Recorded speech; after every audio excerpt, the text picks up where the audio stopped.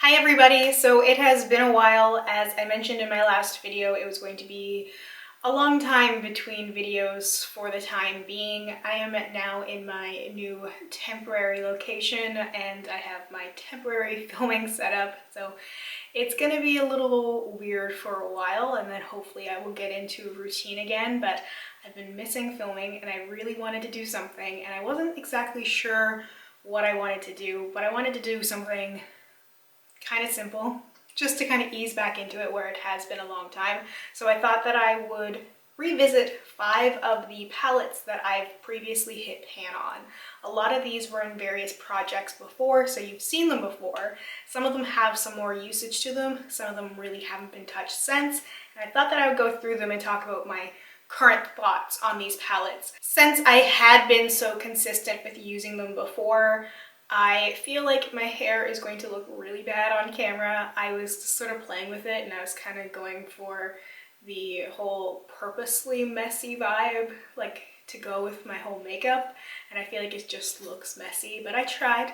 An attempt was made. I know things are going to be a little weird for a while, so I appreciate your patience as I try and figure things out. I do have everything, all my stuff here. It's just not all unpackaged. Some of it's in a lot of boxes and everything else, so I'm still kind of figuring everything out. Anyway, that's I think enough housekeeping. First palette, I'm just going to dive right into the Urban Decay Naked Heat palette. This is a palette that I had used in Project Panporn and a few other projects as well, I believe. I actually think it might have been in Project Panporn a couple of times. There are 3 shadows that I've hit pan on in this palette, and one in particular is my absolute favorite, to no surprise, I'm sure. I'm trying really hard to cover up the mirror, but the shadow is this one right here called Lumber. I believe that's how it's pronounced. I have used this a lot. It's actually the one that's on my lid, although I did cover it with glitter, of course. And then I have Chaser and Sauce, 2 sort of matte shades that I will use in my crease and to blend out shadows, but Lumber is my absolute favorite. It's a beautiful, beautiful duochromatic shadow. Like it's gold and pink and peachy, and it's just all of the things that I really love in a shadow. Like I don't go for pure gold. I like there to be some gold in my shadow. And something like this makes me really, really happy. It's just such an easy shadow to slap on, and it's something that I reach for when I'm doing my makeup in the morning before work because it's so easy. I will use that one and maybe a shade like Sauced or Low in my crease, and maybe one of these other darker shades in the outer corner if I stick just with this palette, or I can reach into another one like the Modern Renaissance palette, which is another palette that I've hit a lot of pan on. Modern Renaissance, this was in Project Panporn before. I've hit a lot of pan on this. I have a love-hate relationship with this palette because I really dislike the Anastasia matte formula. I find it's really soft and really powdery, and I feel like there's a lot of fallout.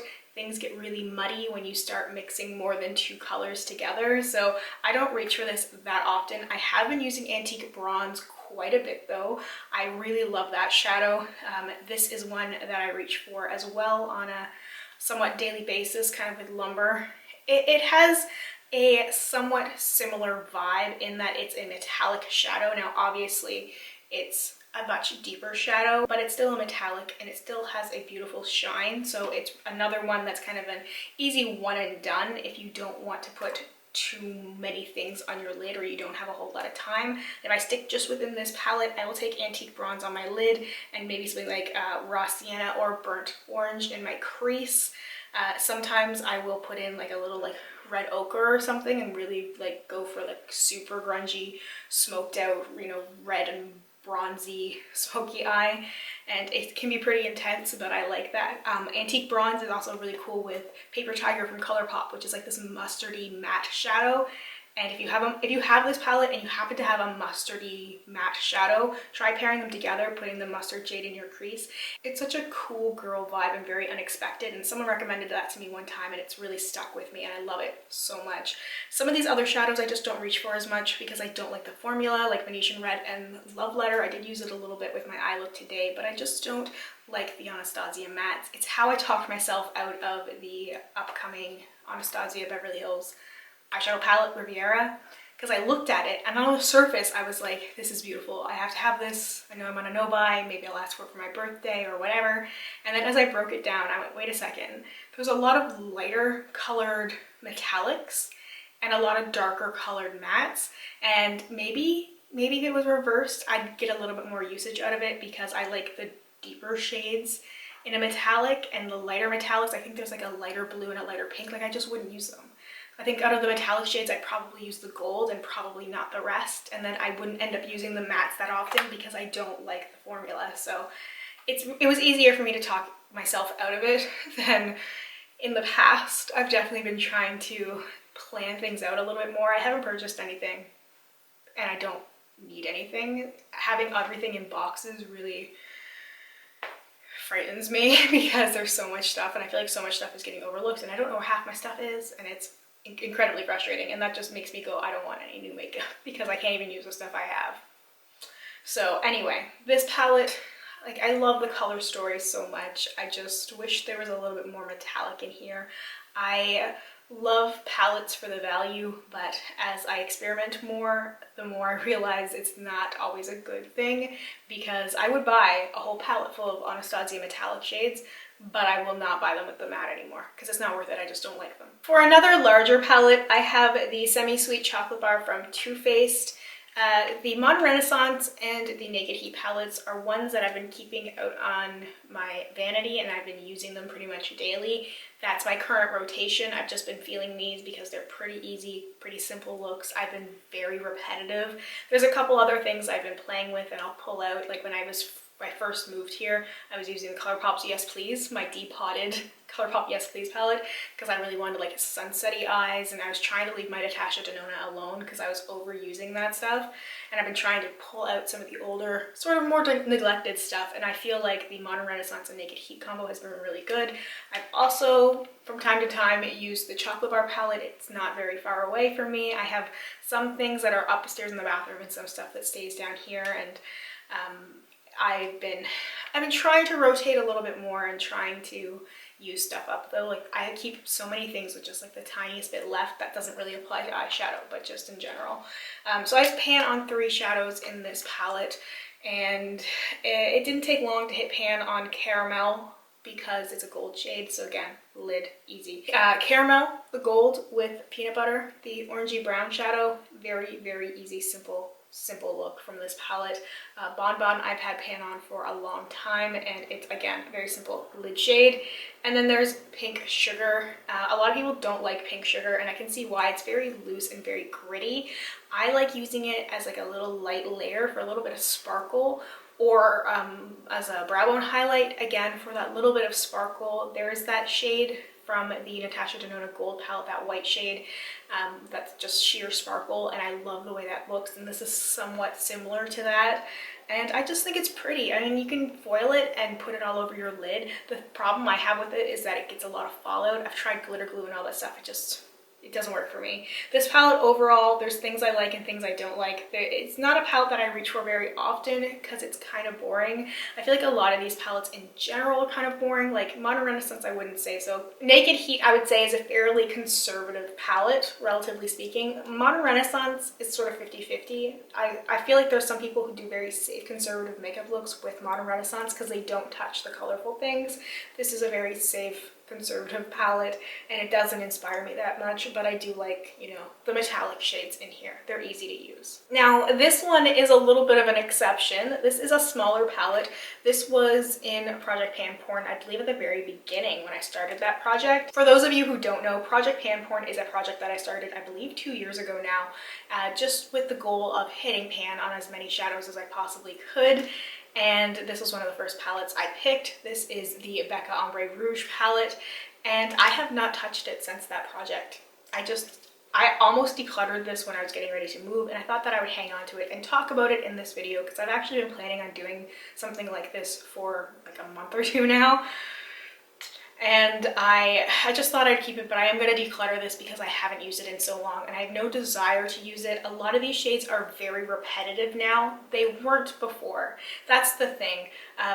We've seen a lot of expansion with eyeshadow, and a lot of shades that were more unique are now very common. So like this particular shade here I was really crazy about. Actually these two really, and even this one that I don't have pan on. But all of these shadows I have in other palettes with formulas I like more, and just shadows that I use more often. I have not touched this in probably a year and a half, and that tells me I don't need to keep it around just to have it. Even though I hit pan on it, even though it's a good palette, there's nothing wrong with it, but I'm just not using it, so it needs to go. I don't think I'll miss it at all, considering I haven't used it at all. That's one of those things I've been trying to go through. Like when I was decluttering my makeup as I was packing stuff, I really didn't end up decluttering a whole lot because I started having that fear of like, what if I run out of this? What if I run out of that? What if I can't repurchase this or that? I'll just hang on to it. And I just ended up hanging on to a lot more stuff. But there were some things that I was really able to easily get rid of, and I haven't missed it or thought about it. I have had zero regrets, which is a good thing, because I have decluttered from time to time and then ended up going, oh no, I wish I had this, I wish I had that. There hasn't been a single thing that I've wished that I still had back. And I even decluttered a few eyeshadow palettes. I will do a whole palette inventory again at some point.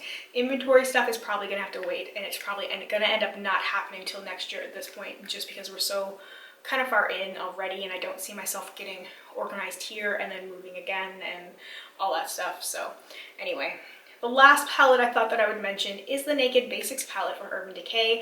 This is a palette that I previously finished completely before. This was a palette that I panned entirely and then ended up repurchasing it because I loved it so much. And I do have pan on one shadow, just one, Walk of Shame. This is my favorite shadow for setting my eyeshadow primer because it's just the exact color of my skin.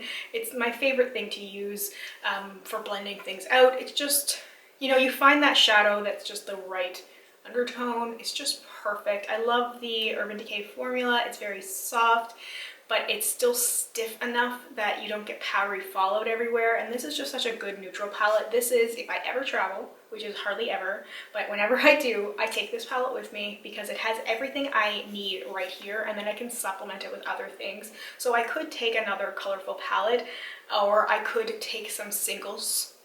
It depends on sort of what I think I'd be doing. I'd probably end up taking like a palette and maybe a couple of singles. So let's say hypothetically I was going to travel somewhere tomorrow and I was planning out what I would take. I'd probably take something like the Natasha Denona Gold palette and maybe the Viseart Editorial Brights in case I wanted to do color, and then this palette, and then I might take a Z palette full of a few singles, but they'd be like metallic shades, and that would probably cover all my bases depending on what I felt like, because it's so hard to know sometimes like what you're going to be in the mood for unless you have every sort of event planned down, but that's just not how I roll. So this is just, anyway, long story short, I just would take this palette with me because it works with everything and I can just use it on its own. I can create a very dramatic, deep, dark, black, smoky eye, you know, bring a pair of lashes and my lash glue and just the deep, dark, smoky eye and blend it out with these lighter brown shades and done.